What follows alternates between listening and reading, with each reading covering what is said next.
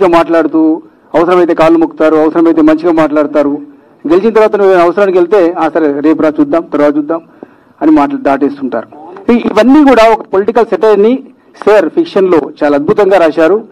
ఖచ్చితంగా ప్రతి political leader కూడా అరే మీరు కొంచెం నాలాగా ఉంది, లేకపోతే నాలాగా లేకపోతే ఆ పొలిటికల్ లీడర్ లాగా ఉంది, ఈ పొలిటికల్ లీడర్ లాగా ఉంది మాత్రం ఖచ్చితంగా అనిపిస్తుంది. Thank you. Mohana Siddhi character చూస్తే చాలా అగ్రెసివ్గా ఉంది. అదే ఎలాంటి ప్రిపరేషన్ చేశారు? ఆ గన్స్ హ్యాండ్లింగ్ టైంలో ఎలాంటి వర్క్ షాప్స్ చేశారు? ఏంటి అసలు మీ హోల్ ఆర్క్ ఏంటి? కథ విన్న తర్వాత కానీ వల్గారిటీ కూడా ఎక్కువ ఉంది. ఏంటి మీ పర్సెప్షన్ ఏంటి అసలు ఈ క్యారెక్టర్ గురించి? హాయ్ అండి, ఫస్ట్ ఆఫ్ ఆల్ ఎలా ఉన్నారు మీరు? ఓకే, సో క్యారెక్టర్ విన్నప్పుడు నేను సీరియస్లీ చాలా భయపడినా 2 days ఆలోచించా ఏంటి ఎలా చేయాలా వద్దా అని చాలా భయపడ్డాను. బట్ ఒక కరెక్ట్ డెసిషన్కి అయితే వచ్చాను. ఫ్యామిలీని కానీ నా బెస్టీ ఎవరైతే ఉన్నారో వాళ్ళని కూడా అందరినీ అడిగి మంచి డెసిషన్ తీసుకున్నాను. అండ్ క్యారెక్టర్ విన్నాక ఓకే, ఎంతకాలం అని లవ్ స్టోరీస్ చేస్తాం అంటే బేసిక్గా ఒక హీరోయిన్ అంటే క్యూట్గా చూపిస్తారు, సాంగ్స్ ఉంటాయి అంతే. అంటే ఒక పెద్ద సినిమాలో కూడా హీరో వర్జన్ ఎక్కువ ఉంటుంది, హీరోనే చూపిస్తారు, అంతగానం డబ్బులు పెట్టి హీరోని చూపిస్తారు. హీరోయిన్ పార్ట్ ఎంత ఉంటుంది? మహా అంటే 15 minutes. సో ఇలా అయితే కాని పని వద్దు, ఇంకా ఇట్లా వద్దు. సో మనకంటూ ఒక పొజిషన్ ని పెట్టుకోవాలి, ఇండస్ట్రీలో ఉండాలి అనుకుంటే ర్యాండమ్ క్యారెక్టర్స్ చేసుకుంటూ పోతే కాని పని. సో ఛాలెంజింగ్ రోల్ చేయాలి. అండ్ మంచి డైరెక్టర్స్ దొరికినారు. ఎవరో ఆల్తూ అని చెప్పేసి అన్నాను, అంటే వేరే డైరెక్టర్స్ గురించి తీయట్లేదు ఇక్కడ. సో అంత రా అండ్ రస్టిక్ ఆల్రెడీ మా పోస్టర్ లాంచ్ అప్పుడు చెప్పాను సార్ గురించి. అండ్ సార్తో వర్క్ చేసినందుకు చాలా హ్యాపీ. ఆ క్యారెక్టర్ గురించి వర్క్ షాప్స్ కూడా మేము ఏం చేయలేదు, డైలాగ్ వర్జన్స్ కూడా మేమేం ముందు చూసుకోలేదు. వెళ్ళినాం, సెట్లో వెళ్ళినాం, అన్ని సెట్లోనే చూసుకున్నాము.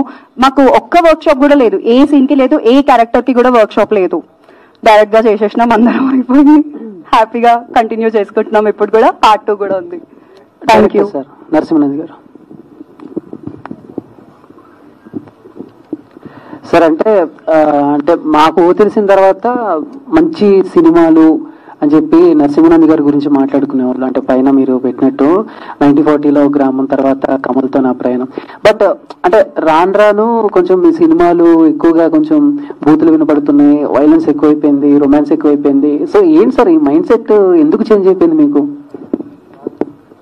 తప్పే ఉంది చేంజ్ అయితే, మనిషి అనేవాడు చేంజ్ అవ్వాలి కదా. ఇప్పుడు కాకపోతే ఎప్పటికైనా చేంజ్ అవ్వాలి. కాకపోతే అంటే బూతులు అంటే అది ఒరిజినల్గా అంటే మనకి తెలంగాణ కల్చర్లో జనరల్గా, అంటే నేను తెలంగాణ భాషను ఇప్పుడు తప్పు పట్టట్లేదు, నేను ఇక్కడ 30 years నుంచి ఉన్నాం కాబట్టి జనరల్గా మనం మాట్లాడే వాడుక భాష ఏదైతుందో అందులో కొన్ని ఆటోమేటిక్ వస్తుంటాయి. అవి ఎలాంటి వాళ్ళకి వస్తాయంటే మంచి వ్యక్తులకి ఎప్పుడు రావు.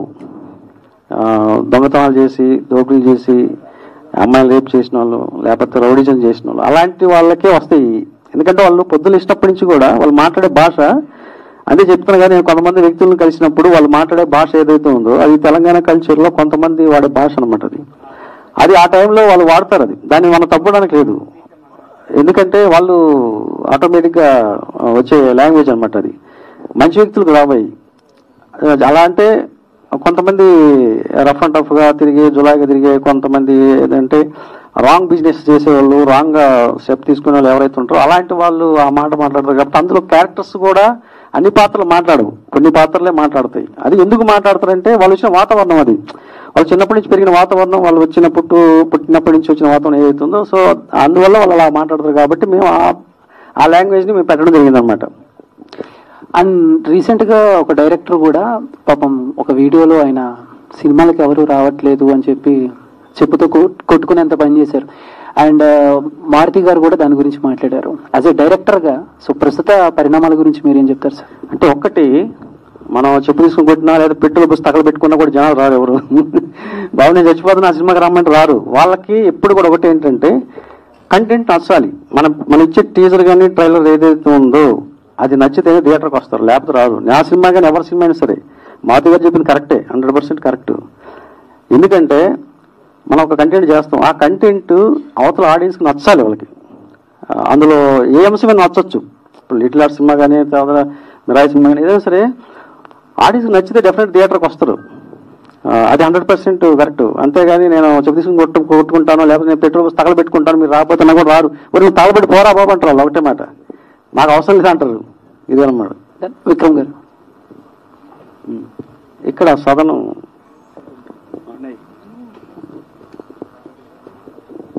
సార్ ఏంటి సార్ మీ క్యారెక్టర్ ఎలా ఉండిపోతుంది? నా క్యారెక్టర్ పేరు యాదగిరి. కొంచెం వైలెన్స్ తో కూడుకున్నట్టే ఉంటుంది. టిపికల్ గా చెప్పాలంటే ఒక విలేజ్ లో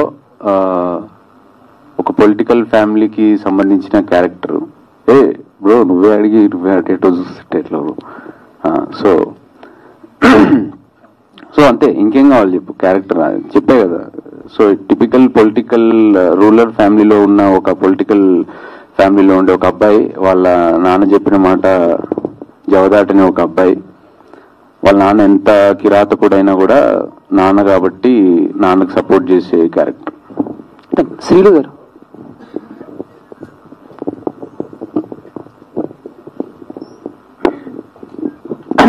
మేడం, అంటే మీకు మంచి బ్యాక్గ్రౌండ్ ఉంది, సినిమాలు చేస్తున్నారు కానీ అంటే బ్రేక్ అనేది రాలేదేమో నా పర్సనల్ ఫీలింగ్. సో మీరేమంటారు?